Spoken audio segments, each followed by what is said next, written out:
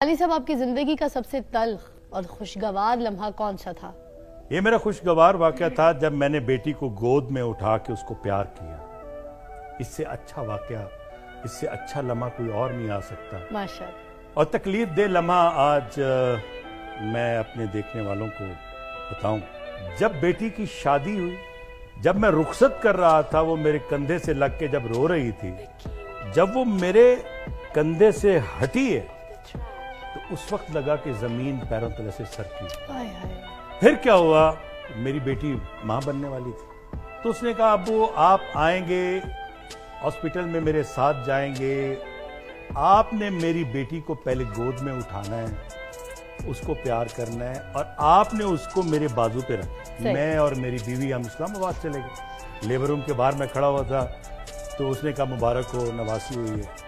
اب مبارکبادی کا سلسلہ شروع ہو گیا۔ پھر میری بیٹی کو لے کے وہ کمرے میں آتے ہیں، اس کمرے میں نہ بلڈ پریشر چیک کرنے والا کوئی آلہ ہے، نہ ہارٹ بیٹ چیک کرنے والا کوئی آلہ ہے، کچھ بھی نہیں تھا۔ میں نے اس ڈاکٹر سے کہا دیکھیں یہ کیا ہو، کہنے لگے کہ پلیز آپ باہر جائیں، آپ کا کام نہیں۔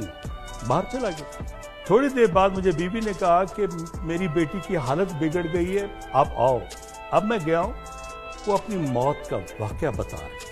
وہ بتا رہی ہے کہ میری ٹانگوں سے جان نکل چکی ہے، اب میرے ہاتھ اور بازو ختم ہو رہے ہیں، میری آنکھیں ختم ہو رہی ہیں، مجھے دکھائی دینا بند ہو رہا ہے، میں مر رہی ہوں، میں ختم ہو رہی ہوں، مجھے کوئی بچا سکتا ہے؟ اب بتائیں ایک باپ کیا کر سکتا ہے؟ میں آواز دیتا رہا فاطمہ فاطمہ۔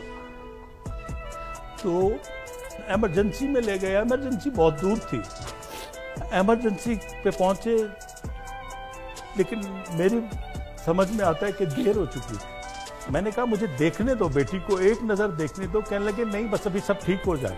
مجھے ایک عجیب سی فیلنگ ہوئی کہ پورے کا پورے وارڈ خالی کروا دیا گیا، لواحقین کو باہر نکال دیا گیا، ایمرجنسی کے سارے خالی کر دیے گئے۔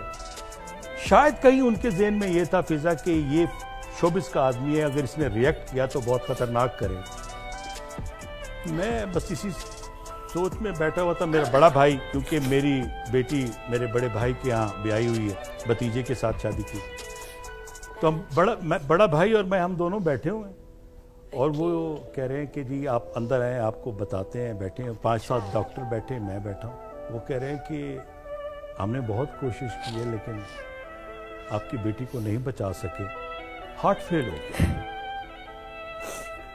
اب مجھے سمجھ نہیں آ رہی کہ میں اب اس بیٹی کو کیسے دیکھوں گا، میں اس کی ماں کو کیسے بتاؤں، میں سب کو کیسے بتاؤں، کس کس کو میں فون کروں، جہاں جہاں مٹھائی تقسیم ہو رہی، بس اسی معاملات میں رہ گئے۔ اب لوگ دیکھ رہے تھے کہ ایک ایکٹر کو آج ہم نے پہلی بار دیکھا ہے اس طرح سے کہ وہ اپنی بیٹی کے لیے روتا پھر رہا۔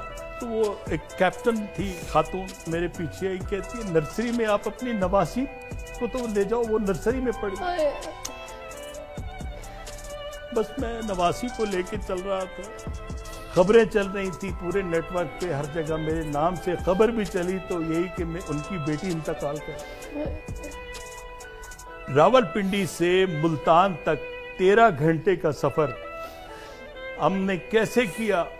میں گاڑی چلا رہا ہوں اور پیچھے میت ہے، ایمبولینس ہے، میں کیسے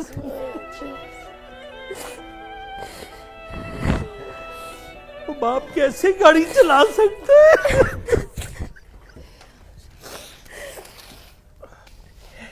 میں یہ دیکھنے والوں کو بتانا چاہتا ہوں، سب کو اولاد پیاری ہوتی ہے۔ خدارا جہاں بھی کسی بھی ہاسپٹل میں جائیں ضرور دیکھیں، یہاں علاج ٹھیک ہو سکتا ہے، پھر اپنی اولاد کو لے کے جائیں، ورنہ نہ لے کے جائیں۔